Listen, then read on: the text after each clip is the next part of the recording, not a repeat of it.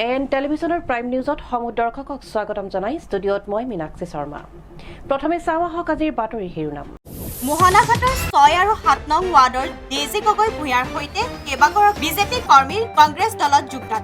ডিব্ৰুগড় বিশ্ববিদ্যালয়ত লায়ন্স ক্লাবৰ উদ্যোগত দুদিনীয়া কাৰ্যসূচীৰে লায়ন্স আন্তঃৰাষ্ট্ৰীয় জিলা 322ৰ জিলা সন্মিলন অনুষ্ঠান অনুষ্ঠিত। খোৱাঙত নিৰ্বাচনী সভাত লুৰিণজ্যোতি গগৈৰ বিৰুদ্ধে সোচ্চাৰ হৈ উঠে বিজেপি প্ৰাৰ্থী সৰ্বানন্দ সোণোৱাল। দুলিয়াজান বিধানসভা সমষ্টিৰ নিৰ্বাচনী সভাত বিজেপিৰ বিৰুদ্ধে সোচ্চাৰৰ অভিযোগ এজিপিৰ প্ৰাৰ্থী লুৰিণজ্যোতি গগৈ। এতিয়া বিতং বাতৰি। ডিব্ৰুগড়ত লায়ন্স ক্লাবৰ উদ্যোগত লায়ন্স আন্তঃৰাষ্ট্ৰীয় জিলা 322ৰ জিলা সন্মিলন অনুষ্ঠিত হৈ যায়। ডিব্ৰুগড় বিশ্ববিদ্যালয়ৰ ৰংঘৰ প্ৰেক্ষাগৃহত 6 আৰু 7 এপ্ৰিল অৰ্থাৎ দুদিনীয়া কাৰ্যসূচীৰে অনুষ্ঠিত হৈছে এই সন্মিলনখনি। ডিব্ৰুগড় বিশ্ববিদ্যালয়ৰ ৰংঘৰ প্ৰেক্ষাগৃহত 6 আৰু 7 এপ্ৰিল অৰ্থাৎ দুদিনীয়া কাৰ্যসূচীৰে লায়ন্স ক্লাবৰ উদ্যোগত আন্তঃৰাষ্ট্ৰীয় জিলা 322ৰ জিলা সন্মিলন অনুষ্ঠিত হৈ যায়। উল্লেখ্য যে লায়ন্স ক্লাবে চকু, ডায়েবেটিছ, বৃক্ষৰোপণ, খোৱা খাদ্য সামগ্ৰীৰ যোগান ধৰাৰ লগতে বিভিন্ন প্ৰকাৰৰ বিষয়ৰ ওপৰত বিশেষভাৱে গুৰুত্ব প্ৰদান কৰি আহিছে। অনুষ্ঠিত এই সন্মিলনখনিতে জিলা সমিতিয়ে আগন্তুক এই বিষয়সমূহৰ ওপৰত আৰু অধিক তীব্ৰতাৰে সমাজৰ সেৱা আগবঢ়াই যোৱাৰ বাবে বিস্তৃতভাৱে আলোচনা কৰা হয়। লগতে এই সন্মিলনৰ সামৰণিত নিৰ্বাচনৰ জৰিয়তে জিলা পৰ্যায়ত এজন গভৰ্ণৰ নিযুক্তি দিয়া হ'ব বুলি উদ্যোক্তাই জানিব দিয়ে। প্ৰত্যেকখন কনফাৰেন্সত এটা থিম লাগে। ডিব্ৰুগড় মানে আমাৰ পুৰণি চহৰ, এখন ঐতিহাসিক চহৰ ডিব্ৰুগড় বুলি জনা গৈছিলে। সেই ডিব্ৰুগড়ৰ পৰাই এই ডিব্ৰুগড় থিমটো আমি ইনহেৰিট কৰিছোঁ বা আমি লৈছোঁ। সেই ডিব্ৰুগড় যিটো পুৰণি যিটো ডিব্ৰুগড় বুলি কোৱা হয়, সেই ডিব্ৰুগড়ৰ পৰাই ডিব্ৰুগড় থিমটো আমি লৈছোঁ। আৰু এটা প্ৰশ্ন, আজি প্ৰতিকূল বতৰ নেওচি মানুহ আহিছে। হয়, প্ৰতিকূল বতৰ নেওচি আমাৰ সকলো ডেলিগেটছ ইতিমধ্যে কৈছে যে আমাৰ উত্তৰ পূৰ্বাঞ্চলৰ মণিপুৰ, নাগালেণ্ড, অৰুণাচল, অসমৰ বিভিন্ন দিশৰ পৰা 600 ক্লাবছৰ আমাৰ ডেলিগেটছ আহি উপস্থিত হৈছে। লগতে আমাৰ ওচৰ চুবুৰীয়া যিকেইটা ক্লাব আছে, মৰাণ, দুলিয়াজান, ডুমডুমা, নাহৰকটীয়া, এনে সকলো ডেলিগেটছ আহি উপস্থিত হৈছে।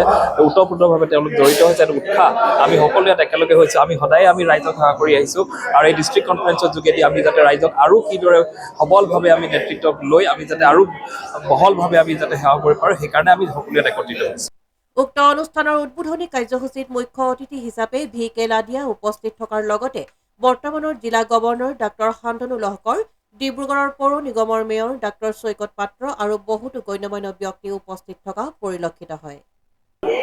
ইয়াত টোটেল 76টা ক্লাব আহিছে, বিভিন্ন কোণৰ পৰা আহিছে আৰু লায়ন্স ক্লাবৰ সকলো সদস্যবৃন্দ ইয়াত ওতঃপ্ৰোতভাৱে এই অনুষ্ঠানটো সফল কৰিবৰ কাৰণে বতৰক নেওচিও আহিছে। লায়ন্স ক্লাব অফ ডিব্ৰুগড়ে এই ক্ষেত্ৰত বহুতো জনহিতকৰ কাম কৰিছে। বিশেষকৈ ডায়েবেটিছ ৰোগীসকলৰ ক্ষেত্ৰত যথেষ্টখিনি কৰিছে। বৰ্তমান সময়ত ডায়েবেটিছ ৰোগৰ যিটো গতিত বাঢ়িছে আৰু সেই ৰোগৰ প্ৰতি লক্ষ্য ৰাখি ৰোগটো ডিটেকশ্যন, ট্ৰিটমেণ্ট, এৱাৰনেছ আৰু মানুহৰ মাজত সজাগতা উত্থাপ কৰিবৰ কাৰণে লায়ন্স ক্লাব অফ ডিব্ৰুগড়ে এই ক্ষেত্ৰত বহুখিনি আগবাঢ়ি আহিছে। লগতে ব্লাইণ্ডনেছ প্ৰগ্ৰেমৰ কাৰণে কেটেৰেক্ট চাৰ্জাৰী কৰাৰ ক্ষেত্ৰতো ডিব্ৰুগড় লায়ন্স ক্লাবে যথেষ্টখিনি অগ্ৰণী ভূমিকা লৈছে। কেঞ্চাৰ ডিটেকশ্যনৰ ক্ষেত্ৰতো ডিব্ৰুগড় লায়ন্স ক্লাবৰ ফালৰ পৰা যথেষ্ট কাম কৰা হৈছে। আৰু লগতে যিসকল নিৰক্ষৰ, যিসকলৰ অভাৱ অভিযোগ আছে, সেইসকল লোকৰ কাৰণে হাংগাৰ প্ৰজেক্ট আছে। এই হাংগাৰ প্ৰজেক্টৰ অধীনতো ডিব্ৰুগড় লায়ন্স ক্লাবে খাদ্য যোগান আঁচনি হিচাপে খাদ্য যোগান ধৰিছে।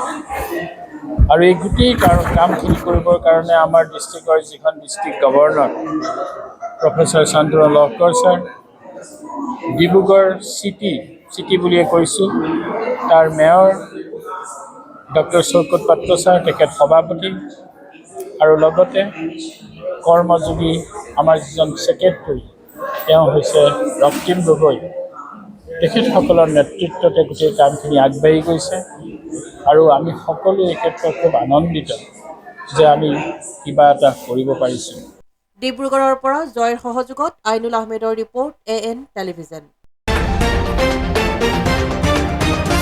আহিছো পৰৱৰ্তী বাতৰিলৈ আগন্তুক লোকসভা নিৰ্বাচন ওচৰ চাপি অহাৰ লগে লগে ডিব্ৰুগড় লোকসভা সমষ্টিত পদত্যাগ আৰু যোগদানৰ জোৱাৰ উঠিছে মোহনাঘাটৰ 6 নং ৱাৰ্ডত 7 নং ৱাৰ্ডৰ ডেইজি গগৈ ভূঞা সহিতে কেইবাগৰাকীও তৃণমূল পৰ্যায়ৰ বিজেপি কৰ্মীয়ে কংগ্ৰেছ দলৰ প্ৰতি আকৃষ্ট হৈ যোগদান কৰে আগন্তুক লোকসভা নিৰ্বাচন ওচৰ চাপি অহাৰ লগে লগে ডিব্ৰুগড় লোকসভা সমষ্টিত পদত্যাগ আৰু যোগদানৰ জোৱাৰ উঠিছে বিজেপিয়ে তৃণমূলৰ সদস্যৰ অৱদানখিনি অনুভৱ কৰিব নোৱাৰাৰ বাবে সাংগঠনিক স্থিতি থৰক বৰক হৈছে বিজেপিৰ আজি মোহনাঘাটৰ 6 নং ৱাৰ্ডত 7 নম্বৰ ৱাৰ্ডৰ ডেইজি গগৈ ভূঞা সহিতে কেইবাগৰাকীও তৃণমূল পৰ্যায়ৰ বিজেপি কৰ্মীয়ে কংগ্ৰেছ দলৰ প্ৰতি আকৃষ্ট হৈ যোগদান কৰে লগতে বিৰোধী ঐক্য মঞ্চৰ উমৈহতীয়া প্ৰাৰ্থী লুৰিণজ্যোতি গগৈ হৈ নিৰ্বাচনী প্ৰচাৰ চলায় মই বোলো পাৰ্টিৰ পিছত পাৰ্টি হয় মোক মই দৰমহাটো নাপাওঁ বুথ প্ৰেচিডেণ্ট হিচাপত মই এটকাও দৰমহা নাপাওঁ বৰঞ্চ মই তেওঁলোকৰ দৰমহা হিচাপত গালি পাওঁ ৰাইজৰ যে বিজেপি আমুক হয় বিজেপি তামুক হয় তই বিজেপিৰ দালাল হয় সেইখিনি গালিহে খাওঁ ঠিক আছে বাৰু একো নাই মই গালি খায়ো মোৰ যেতিয়া সেইটো মোৰ দায়িত্ব বুলিয়ে ক'ব লাগিব এটা সভাপতি সেই দায়িত্ব মই সদায় পালন কৰি গৈছিলোঁ ন্যায়িকে বৰ্তমানো মই পালন কৰিয়ে আছিলোঁ কিন্তু এইবিলাক ভিডিঅ' দিছিলোঁ বা মই যিবিলাক ব্যাখ্যা কৰিছিলোঁ কথাবিলাক তেওঁলোকে পালেগৈ পোৱাৰ কাৰণে মোক তেওঁ ক'লেহি যে তইতো হেৰি কৰগে বুথৰ প্ৰেচিডেণ্ট হয় হেৰি কৰিছগে যা তই আৰু হেৰি কৰগে নাৰা লগাওগে তেনেকৈ মোক ডাইৰেক্ট স্পষ্টকৰণ কৰিলে মোক প্ৰশান্ত ফুকন ছাৰে মানে আপোনাৰ যিটো প্ৰলোভন দিছিলে কোনে দিছিলে মোক ৱাৰ্ড কমিশ্যনাৰ বিনুমা দাস কিহৰ প্ৰলোভনটো মানে তই পইচাটো ল মানে পইচাটো ল যাতে মোৰ মুখখন বন্ধ থাকক তেনেকে বেয়াকে মানে নকবি আৰু আজি দেখক আজি আমাৰ খুব ভাল লাগিছে আমি এতিয়া প্ৰচাৰ নিৰ্বাচনী আজি যিবিলাক আমাৰ মণ্ডলৰ বুথে বুথে যিবিলাক কাৰ্যসূচী হৈ আছে আমাৰ মণ্ডলৰ সভাপতিৰ নেতৃত্বত আজি এখন আমাৰ ৰামনগৰ এইটো বুথতে এখন সভা আয়োজন কৰিছিলে মই ব্লকৰ সভাপতি হিচাপে মই আহি এই সভাত উপস্থিত হৈছিলোঁ আমাৰ যথেষ্ট ৰাইজ গোট খাইছিল বৰষুণৰ যিটো বতৰ আজি সেই বতৰ এনেকুৱা বেয়া বতৰ নেওচি প্ৰায় 100-150 মানুহ আমাৰ এই সভাত উপস্থিত হৈছিলেহি আৰু আমাৰ আটাইতকৈ ভাল লাগিছে আজি এগৰাকী আমাৰ যিগৰাকী বিজেপি সতীৰ্থ তেখেত এগৰাকী বুথৰ প্ৰেচিডেণ্ট হিচাপে 19 চনৰ পৰাই আমাৰ 7 নম্বৰ ৱাৰ্ডত তেখেতে কাম কৰি আছিলে তেখেত ইয়াৰ আগতে এগৰাকী তেখেতে এই অঞ্চলৰ এগৰাকী সমাজ সেৱিকা হিচাপে ইয়াত সকলোৱে পৰিচিত ডেইজি গগৈ তেখেতে আজি আমাৰ দলৰ প্ৰতি আকৃষ্ট হৈ আমাৰ দলত আহি যোগদান কৰিছে সেইবাবে আমি অতিকৈ উৎসাহিত হৈছোঁ যাতে আমাৰ আগন্তুক নিৰ্বাচনত তেখেতৰ এই বুথত যাতে আমি অধিক বুথত জয়যুক্ত হ'ব তাৰ বাবে আমি তেখেতক অশেষ ধন্যবাদ ডিব্ৰুগড়ৰ পৰা জয়ৰ সহযোগত আইনুল আহমেদৰ ৰিপৰ্ট AN টেলিভিজন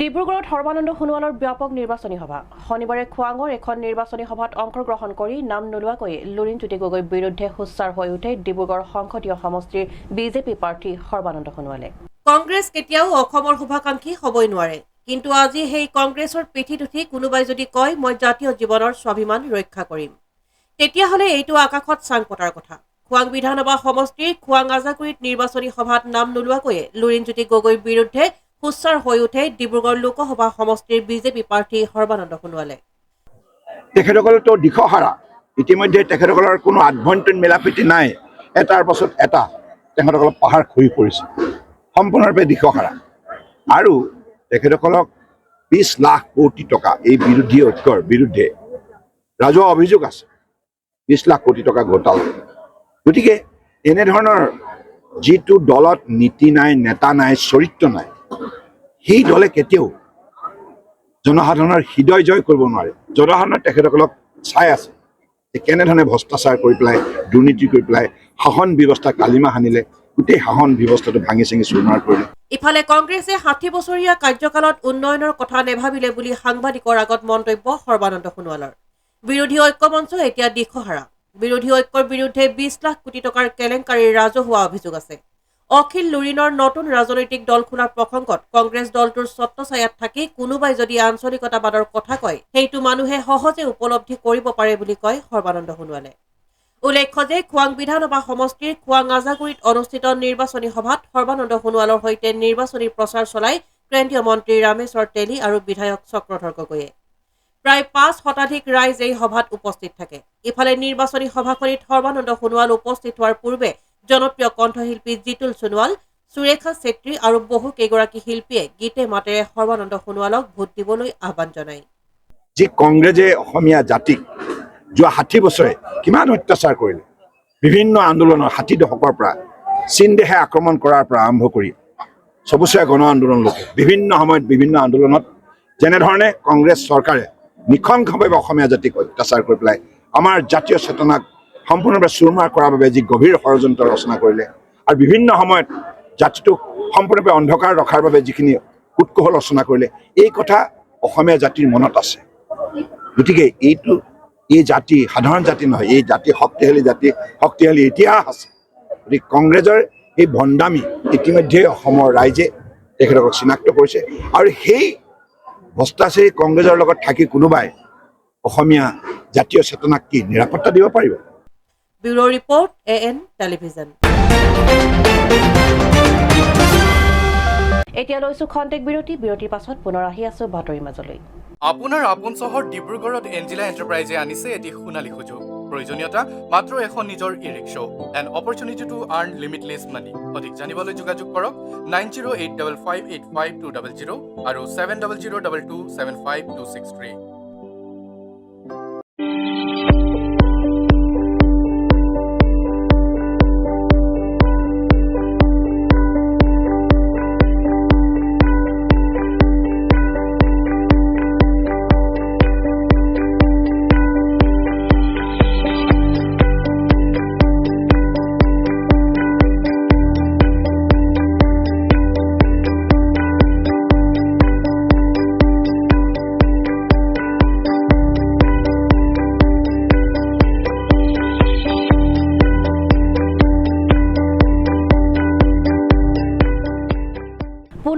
বাতৰিৰ মাজলৈ বিজেপিয়ে প্ৰলোভনৰ ৰাজনীতি কৰিছে। বিজেপিৰ বিৰুদ্ধে গোচৰ তৰিব অসম জাতীয় পৰিষদে। শনিবাৰে দুলীয়াজান বিধানসভা সমষ্টিৰ অন্তৰ্গত টিংৰাই চাৰিআলিত নিৰ্বাচনী প্ৰচাৰ সভাত বিজেপিৰ বিৰুদ্ধে এনেদৰে হুচ্চাৰ হৈ পৰে অসম জাতীয় পৰিষদৰ প্ৰাৰ্থী লুৰিণজ্যোতি গগৈ। বিজেপিয়ে প্ৰলোভনৰ ৰাজনীতি কৰিছে। বিজেপিৰ বিৰুদ্ধে গোচৰ তৰিব অসম জাতীয় পৰিষদে। শনিবাৰে দুলীয়াজান বিধানসভা সমষ্টিৰ অন্তৰ্গত টিংৰাই চাৰিআলিত নিৰ্বাচনী প্ৰচাৰ সভাত বিজেপিৰ বিৰুদ্ধে এনেদৰে হুচ্চাৰ হৈ পৰে অসম জাতীয় পৰিষদৰ প্ৰাৰ্থী লুৰিণজ্যোতি গগৈ। বিজেপিয়ে নিৰ্বাচনী বিধি উলংঘা কৰিছে। লোকসভা নিৰ্বাচনৰ মাজত মহিলা ভোটাৰক প্ৰলোভিত কৰি অৰুণোদয় আঁচনিৰ নামত ভুৱা প্ৰ-পত্ৰ বিতৰণ কৰি ৰাইজক ঠগ প্ৰবঞ্চনা কৰিছে। আন এক অভিযোগ উত্থাপন কৰি লুৰিণজ্যোতি গগৈয়ে কয়, বিজেপি চৰকাৰে মইনা নামৰ আঁচনিৰ নামত ছাত্ৰ-ছাত্ৰীসকলক জলপানী দিয়া হ'ব বুলি প্ৰলোভনৰ ৰাজনীতি কৰিবলৈ এৰা নাই। চৰকাৰখনে ভুৱা প্ৰ-পত্ৰ বিতৰণ কৰি এই প্ৰ-পত্ৰৰ জৰিয়তে আৰ্থ-সামাজিক জৰীপ চলোৱা বুলি প্ৰচাৰ চলাইছে যদিও এই প্ৰ-পত্ৰখন যে ভুৱা ইয়াৰ প্ৰমাণ প্ৰ-পত্ৰখনেই প্ৰমাণ কৰে। কাৰণ চৰকাৰী প্ৰমাণপত্ৰত অশোক স্তম্ভ লাগি থাকে যদিও বিজেপিৰ পদুম ফুলহে দিয়া আছে। গতিকে এনেকুৱা ভুৱাৰ আশ্ৰয় লোৱা দলৰ বিৰুদ্ধে ৰাইজ সজাগ হ'বৰ হ'ল আৰু 19 এপ্ৰিলত EVM মেচিনৰ জৰিয়তে ৰাইজে প্ৰত্যুত্তৰ দিব বুলি আহ্বান জনায়। অৰুণোদয় আঁচনিৰ যি ভুৱা ফৰ্ম তেওঁলোকে বিতৰণ কৰিছে, এইটো বেআইনী। যিটো ইলেকশ্যন কমিশ্যনৰ মডেল কড অফ কণ্ডাক্ট এইটো ভংগ কৰিছে। আৰু দ্বিতীয়তে মানুহক প্ৰলোভনৰ ৰাজনীতিৰ এটা মায়াজাল মেলি দিছে। মানুহক প্ৰলোভন দি তেওঁলোকৰ পৰা ভোট ল'বলৈ চেষ্টা কৰিছে। অকল অৰুণোদয় নহয়, এতিয়া ছাত্ৰ ছাত্ৰীসকলক জলপানী দিয়াৰ নামত মইনা নামৰ আঁচনি এখনৰ যোগেদিও তেওঁলোকে প্ৰলোভন দিবলৈ চেষ্টা কৰিছে। নিৰ্বাচনৰ জাননী জাৰি কৰাৰ পাছত এই কাম কেতিয়াও কৰিব নোৱাৰে। দ্বিতীয় কথাটো হ'ল তেওঁলোকে এই ফৰ্মখন যিখন ফৰ্ম দিছে তেওঁলোকে যদিও আৰ্থ-সামাজিক জৰীপ বুলি লিখিছে 1 আৰু 2, কিন্তু এইখন ফৰ্ম বুলি প্ৰচাৰ কৰি মানুহৰ পৰা চহী লৈ গোটেই তথ্য পাতি লৈছে আৰু এই নিৰ্বাচন যোৱাৰ পাছতে তেওঁলোকক অৰুণোদয় দিম বুলি কৈছে। আনকি মইনা আঁচনিটো তেনেকুৱা ধৰণৰ কথাই কৰিছে। আৰু দেখিব যে অৰুণোদয় মূল যিখন অৰিজিনেল ফৰ্ম তাত চৰকাৰী ফৰ্ম যেতিয়া অশোক স্তম্ভ আছে, এইখনত অশোক স্তম্ভ নাই, এইখনত পদুম ফুল আছে। গতিকে এটা চূড়ান্ত এটা মানুহক এটা মানে প্ৰতাৰণা কৰি গোটেই জালিয়াতি কৰি মানে অৰুণোদয় ফৰ্মৰ জালিয়াতি কৰি মানুহৰ পৰা ভোট ল'বলৈ খুজিছে। গতিকে মই ভাবোঁ যে এই যিটো প্ৰতাৰণা, এই যে মানুহক মিছাকৈ ঠগি ভোট লোৱাৰ যিটো তেওঁলোকৰ ষড়যন্ত্ৰ, ইয়াৰ বিৰুদ্ধে ৰাইজে সিদ্ধান্ত ল'ব লাগে, সিদ্ধান্ত দিব লাগে 19 এপ্ৰিলত EVMৰ মেচিনত। গোচৰ দিম বুলি কৈছে, কেতিয়া গোচৰ দিব লাগে? গোচৰ ইতিমধ্যে আমাৰ ভিডিঅ' আৰু ফটো দুইটা আমি সংগ্ৰহ কৰি আছো আৰু আপোনাৰ প্ৰায়বোৰ মানুহৰ মুখবোৰ ধৰা পৰিছে, বিশেষকৈ বিজেপি দলৰ বিভিন্ন পৰ্যায়ৰ নেতা। আনকি এই গোটেই কামটোত তেওঁলোকৰ জ্যেষ্ঠ যিসকল বিধায়ক পৰ্যায়ৰ মানুহ আছে তেওঁলোকো জড়িত। বা তেওঁলোকৰ জিলা পৰ্যায়ৰ নেতা সমষ্টি পৰ্যায়ৰ নেতা সকলো জড়িত হৈ মানুহৰ ঘৰে ঘৰে গৈ ফটো মাৰি মাৰি এখন ফৰ্ম দিছে, ফটো মাৰিছে, আপলোডো কৰিছে। গতিকে গোটেইবোৰ পাই গৈছোঁ, ভিডিঅ' কালিৰ পৰা ওলাইছে, আপোনালোকে দেখিছে, বিভিন্ন ভিডিঅ' আহিছে। গতিকে এইবোৰ চাই মানুহ লৈ নাম বাই নেম FIR দিব। Bureau report AN television. আহিছো অন্য এটা বাতৰিলৈ। সংবাদ জগতলৈ পুনৰ দুখবৰ। শুকুৰবাৰে দূৰদৰ্শনৰ এসময়ৰ জনপ্ৰিয় নিউজ এংকৰ শান্তি স্বৰূপৰ দেহাৱসান। দীৰ্ঘদিন ধৰি হৃদৰোগত আক্ৰান্ত হৈ থকা সাংবাদিকগৰাকী অন্ধ্ৰপ্ৰদেশৰ এখন ব্যক্তিগত চিকিৎসালয়ত শেষ নিশ্বাস ত্যাগ কৰে। তেওঁৰ মৃত্যুত সংবাদ জগতত শোকৰ ছাঁ পৰিছে। সংবাদ জগতলৈ পুনৰ দুখবৰ। দূৰদৰ্শনৰ এসময়ৰ জনপ্ৰিয় নিউজ এংকৰৰ মৃত্যু। শুকুৰবাৰে অন্ধ্ৰপ্ৰদেশৰ এখন ব্যক্তিগত চিকিৎসালয়ত শেষ নিশ্বাস ত্যাগ কৰে তেলেগু ভাষাৰ প্ৰথমগৰাকী নিউজ এংকৰ শান্তি স্বৰূপে। মৃত্যুৰ সময়ত তেওঁৰ বয়স আছিল ৭৪ বছৰ। তেওঁৰ মৃত্যুত সংবাদ জগতত শোকৰ ছাঁ পৰিছে।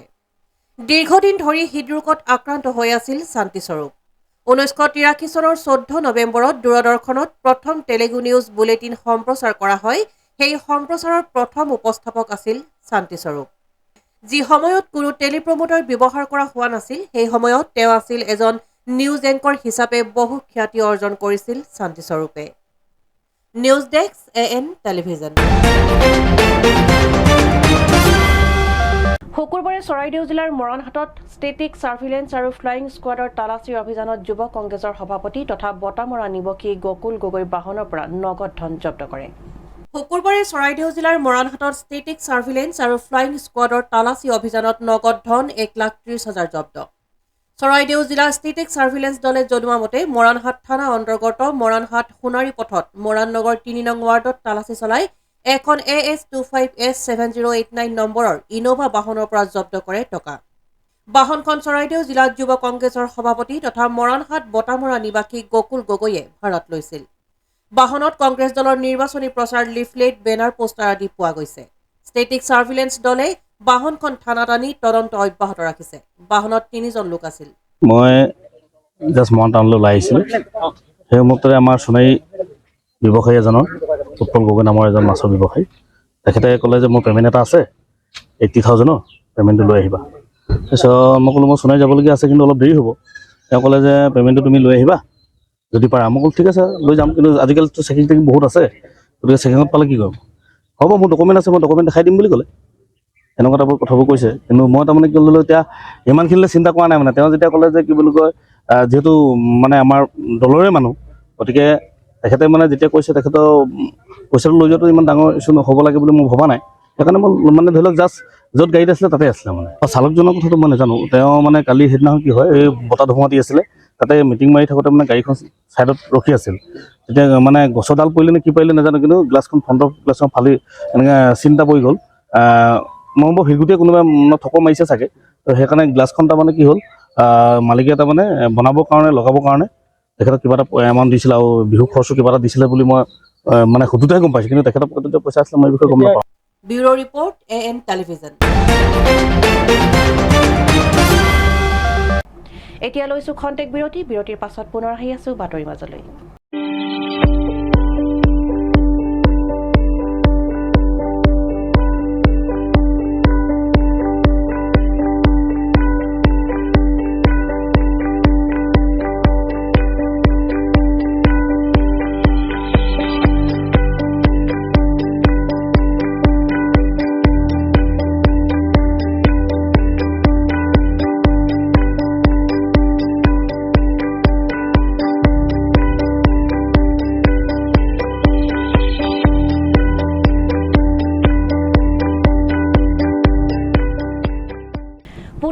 বাতৰিৰ মাজলৈ। প্ৰতিদিন ইভেণ্টছ আৰু ষ্টইক ষ্টুডিঅ'ৰ উদ্যোগত আৰু টয়টাৰ সহযোগত খানাপাৰাত অনুষ্ঠিত হৈ থকা নন্দিনী শীৰ্ষক ব্যক্তিক্ৰমী অনুষ্ঠানৰ দ্বিতীয় দিনা কাৰ্যসূচীত নন্দিনীৰ এখন স্মৰণিকা উন্মোচন কৰে বিশিষ্ট লেখিকা তথা নন্দিনীৰ সম্পাদিকা মাইনী মহন্তৰ লগতে এই আলোচনা চক্ৰত অনুৰাধা শৰ্মা পূজাৰীৰ উপৰিও সফল উদ্যোগী হিচাপে প্ৰতিষ্ঠিত হোৱা ডক্টৰ সুপৰ্ণা বৰুৱা, ভানু শৰ্মা, অঞ্জলি বৰাই অংশগ্ৰহণ কৰে। প্ৰতিদিন ইভেণ্টছ আৰু ষ্টইক ষ্টুডিঅ'ৰ উদ্যোগত আৰু টয়টাৰ সহযোগত খানাপাৰাত অনুষ্ঠিত হৈ থকা নন্দিনী শীৰ্ষক ব্যক্তিক্ৰমী অনুষ্ঠানৰ দ্বিতীয় দিনা কাৰ্যসূচীত নন্দিনীৰ এখন স্মৰণিকা উন্মোচন কৰাৰ লগতে বিশিষ্ট লেখিকা তথা নন্দিনীৰ সম্পাদিকা মাইনী মহন্তই ধৰা এই আলোচনা চক্ৰত অনুৰাধা শৰ্মা পূজাৰীৰ উপৰিও সফল উদ্যোগী হিচাপে প্ৰতিষ্ঠিত হোৱা ডক্টৰ সুপৰ্ণা বৰুৱা, ভানু শৰ্মা আৰু অঞ্জলি বৰাই অংশগ্ৰহণ কৰে। অনুৰাধা শৰ্মা পূজাৰীয়ে নন্দিনীৰ স্মৰণিকাত লিখা উপাৰ্জনতহে উৎসৱৰ ৰং থাকে শীৰ্ষক লেখাৰ শিৰোনামাৰে আৰম্ভ কৰা এই আলোচনা চক্ৰত তেওঁ বৰ্তমান নিজে এটা উদ্যোগ গঢ় দিয়াৰ কথা উল্লেখ কৰে। লগতে তেওঁ কোভিড মহামাৰীৰ পাছত কিতাপ উদ্যোগ সলনি হৈছে বুলিও কয়। এই প্ৰসংগতে মাইনী মহন্তই কয়, কিছুদিন আগতে প্ৰশাসন গোষ্ঠী বনলতাই এখন গ্ৰন্থৰ বাবে তেওঁক 50,000 আৰু অনুৰাধা শৰ্মা পূজাৰীক 1 লাখ টকা আদায় দিছে।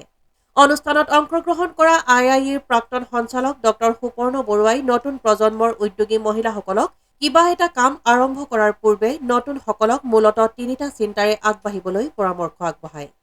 আলোচনা চক্ৰত অংশগ্ৰহণ কৰা বিশিষ্ট উদ্যোগী মহিলা অঞ্জলি বৰাই কিদৰে শূন্যৰ পৰা আৰম্ভ কৰিছিল জাহাজ নিৰ্মাণৰ পৰা খাদ্য উদ্যোগ গঢ়ি তুলিবলৈ সক্ষম হৈছে সেই বিষয়ে উল্লেখ কৰাৰ লগতে ভানু শৰ্মাই তেওঁ কিদৰে 80ৰ দশকতে সৌন্দৰ্য চৰ্চাৰ শিক্ষা গ্ৰহণ কৰি পৰৱৰ্তী সময়ত এক সংগ্ৰামৰ মাজেৰে আহি আজিৰ পৰ্যায়ত উপনীত হৈছে সেই বিষয়ে উল্লেখ কৰে।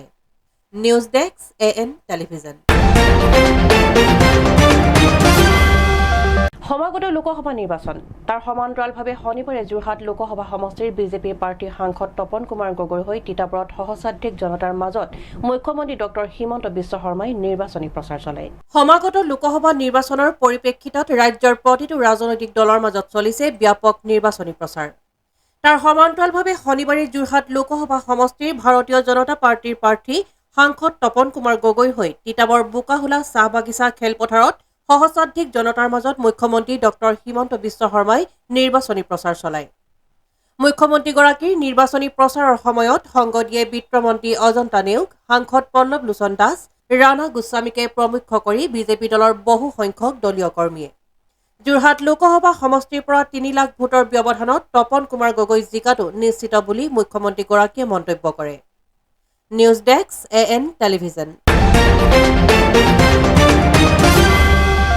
আজিৰ শেষৰটো বাতৰি শুকুৰবাৰে ডিব্ৰুগড়ৰ পোহাৰীখনীয়া গাঁৱৰ ৰাজহুৱা খেলপথাৰত অনুষ্ঠিত বিজেপিৰ জনসভা সম্বোধন সৰ্বানন্দ সোণোৱালৰ।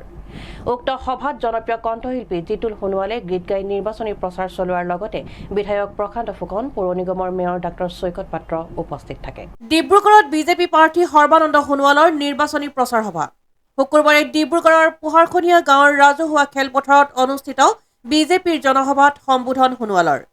প্ৰায় 2 সহস্ৰাধিক দলীয় নেতাকৰ্মীৰ উপস্থিতিত অনুষ্ঠিত হোৱা নিৰ্বাচনী প্ৰচাৰ সভাত আক্ৰমণাত্মক বিৰোধী কংগ্ৰেছৰ বিৰুদ্ধে নিজৰ ভাষণত কঠোৰ সমালোচনাৰে থকা হৰকা কংগ্ৰেছক। কংগ্ৰেছৰ বিভাজন, সাম্প্ৰদায়িক আৰু বৈষম্য নীতিৰ অসমে পিছ পৰি থাকিবলগীয়া হোৱা বুলি সমালোচনা বিজেপি প্ৰাৰ্থী সোণোৱালৰ। সভাত জনপ্ৰিয় কণ্ঠশিল্পী জিতুল সোণোৱালে গীত গাই নিৰ্বাচনী প্ৰচাৰ চলোৱা পৰিলক্ষিত হয়। এই সভাত বিধায়ক প্ৰশান্ত ফুকন, পৌৰ নিগমৰ মেয়ৰ ডাক্তৰ সৈকত পাত্ৰ উপস্থিত থাকে। আপোনালোকে নিজেই নিজ চকুৰে দেখিলে ৰাইজৰ কিমান উৎসাহ ভাৰতীয় জনতা পাৰ্টীৰ প্ৰতি। গতিকে যোৱা দিনবিলাকত ভাল কাম কৰাৰ বাবে ৰাইজে কৃতজ্ঞতাৰ চিনস্বৰূপে তেখেতসকলে আজি স্বতঃস্ফূৰ্তভাৱে আহি আজি আমাক আশীৰ্বাদ দিছে, সভাখন সফল কৰিছে। মই বৃহত্তৰ বৰপথাৰ অঞ্চলৰ ৰাইজলৈ, ৰাজাভেটা পঞ্চায়তৰ সমূহ অঞ্চলৰ ৰাইজলৈ মই গভীৰ কৃতজ্ঞতা আৰু শ্ৰদ্ধা জনাইছোঁ। সকলোৱে শ্ৰীচৰণত মূৰ দোৱাই আশীৰ্বাদ বিচাৰিছোঁ। আগন্তুক আমাৰ এই নিৰ্বাচনী যুঁজৰ যাত্ৰাত যেন সফলতা অৰ্জন কৰিব পাৰোঁ, ৰাইজৰ পৰা সেইখিনি সঁহাৰি বিচাৰিছোঁ। কেন্দ্ৰীয় হিচাপে প্ৰচাৰ কাৰ্য চলাইছে আৰু তেওঁ চলাব দিয়ক, আপোনালোকে এইটো চিন্তা কৰিব নালাগে। ডিব্ৰুগড় লোকসভা সমষ্টিত আমাৰ সৰ্বানন্দ সোণোৱাল ডাঙৰীয়াই 5 লাখতকৈ অধিক ভোটত তেওঁ নিকটতম প্ৰতিদ্বন্দ্বীজনক হৰুৱাই লোকসভালৈ নিৰ্বাচিত হ'ব। এইবোৰ ৰেলী কৰিব দিয়ক, একো কথা নাই। এইবিলাক কথা হ'ল আমি এইবাৰ 12টা বা 13টা চিট পাম, ইয়াত কোনো আমাৰ কিন্তু কথা নাই।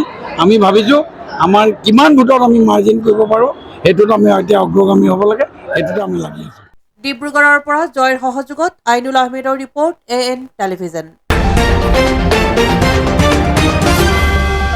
আজিৰ বাতৰি ইমানেই। AN টেলিভিছনৰ ষ্টুডিঅ'ৰ পৰা মই মীনাক্ষীয়ে ইমানতে বিদায় লৈছোঁ। নমস্কাৰ।